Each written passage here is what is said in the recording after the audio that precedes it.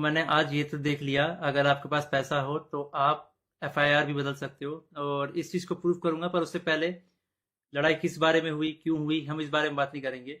मैं सीधा पॉइंट पे बढ़ता हूँ। एलविश ने जो लोकेशन दी थी वो उसके घर की लोकेशन थी, या फिर किसी के तो घर की लोकेशन थी।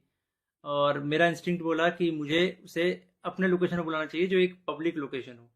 अब मेरे को यही था भाई कि जो भी गलत फहमी है डिबेट से सॉल्व करो। अगर आपको लगता है आप सही हो तो आप डिबेट करो, मेरे को लगता है मैं सही हूँ, मैं डिबेट करूंगा।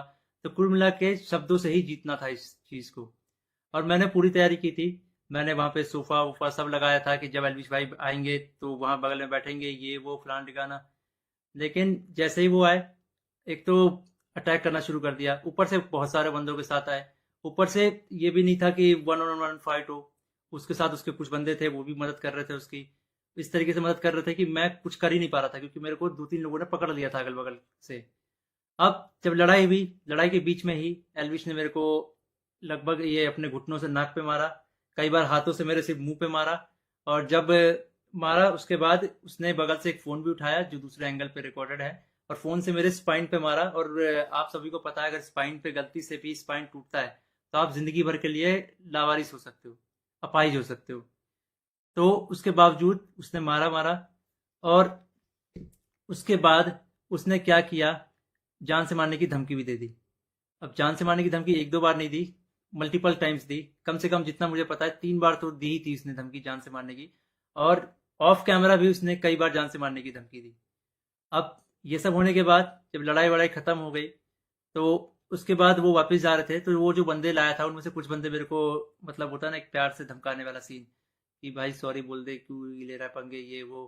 भाई मैं तो अपने चीज़ों पे अटल था। मैंने बोला मैं सॉरी तो नहीं बोलूंगा, क्योंकि मैंने गलती तो की नहीं है। उसके बाद एलविस ने भी थोड़ा ट्राई किया था सॉरी बुलवाने के लिए, लेकिन मैंने उसको भी सॉरी नहीं बोला। और ये सब जब हुआ तो शुरू में मेरे को लगा मेरे को सिर्फ यहाँ चोट आई है, क्योंकि मेरे को कहीं पे भी दर्द फील नहीं हो रहा था। तो मेरे को शुरू शुरू में सिर्फ यहाँ चोट आई। उसके बाद 1 डेढ़ घंटे बाद मेरे को यहाँ पे दर्द होना शुरू हुआ, और फिर 2 से 3 घंटे बाद मेरे पूरे स्पाइन में दर्द होना शुरू हुआ। और इस तरीके से हुआ कि मैं सो ही नहीं पाया। सुबह 4 बजे मैंने सोने का ट्राई किया था, मैं दोस्त के घर साकेत गया हुआ था। मैंने सोने का ट्राई किया, अनफॉर्चुनेटली मैं दर्द से सो ही नहीं पाया। उसके बाद हम जब दर्द हो रहा था तो हम गए वहाँ पे मैक्स हॉस्पिटल साकेत के, मेडिकल निकलवाने। तो उन्होंने मना कर दिया, विदाउट एफआईआर नहीं होगा। तो मेरा यही था, मेरा दिमाग शॉक में था, एफआईआर हमने की नहीं थी। फिर हमने डिसाइड किया कि दोपहर के 12 बजे के आसपास हम एफआईआर करेंगे लॉन्च, और उसके बाद मेडिकल करवा लेंगे पुलिस की मदद से ही। तो हम गए एफआईआर करने। अब जब एफआईआर करने गए तो हमने पूरा बता दिया कि भाई ये सेक्शन लगाना है, अटेम्प्ट टू मर्डर है, साफ साफ दिख रहा है। तो जो एसएचओ थे उन्होंने बहुत अच्छे से बात की। उसके बाद एसएचओ अपने इंस्पेक्टर के फ़ोन में कॉल करते हैं, बोलते हैं कि पूरा इसको ना पब्लिक मत करना, गुप्त तरीके से रखना, हम लोग गुप्त तरीके से लड़ेंगे। मेरे को तभी डाउट था कि एफआईआर को दबाने की कोशिश की जाएगी। और वही हुआ। अभी मैंने एक आर्टिकल पढ़ा जिसमें एलविश के ऊपर एक भी वो सेक्शन नहीं लगा जो मैंने एफआईआर में लिखवाई थी। अटेम्प्ट टू मर्डर का एक भी सेक्शन नहीं है उसमें। तो कुल मिला के मैं क्या समझूं, अगर आपके पास पैसा हो तो आप एफआईआर भी बदल सकते हो। मतलब हरियाणा में इस तरीके से गुंडागर्दी चल रही है कि एक बंदा आता है, मारता है, और उसके खिलाफ कोई एक्शन नहीं होता, उसको पुलिस पकड़ के लेके नहीं जाती। यहाँ पे इस बात को 24 घंटे हो चुके हैं, और वो बंदा अभी हंस रहा होगा कि उसको कोई पकड़ के नहीं ले गया, उसको फर्क ही नहीं पड़ा होगा। मैं हरियाणा के सीएम खट्टर जी से रिक्वेस्ट करना चाहूंगा कि इस गुंडे अलविश यादव को अरेस्ट करवाओ।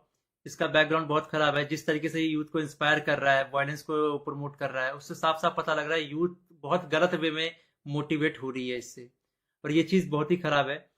तो खट्टर जी, मैं इंडिया के कानून पे बहुत भरोसा करता हूँ, लेकिन अगर यहाँ पे नाइंसाफी हुई तो एक तरीके से बहुत सारे लोगों को ये तो समझ में आ जाएगा कि इंडिया का कानून सिर्फ गरीबों के लिए बना है, अमीरों के लिए नहीं बना है।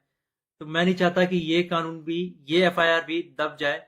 और साफ साफ पता लग रहा है दबाने की कोशिश की जा रही है इस एफआईआर को।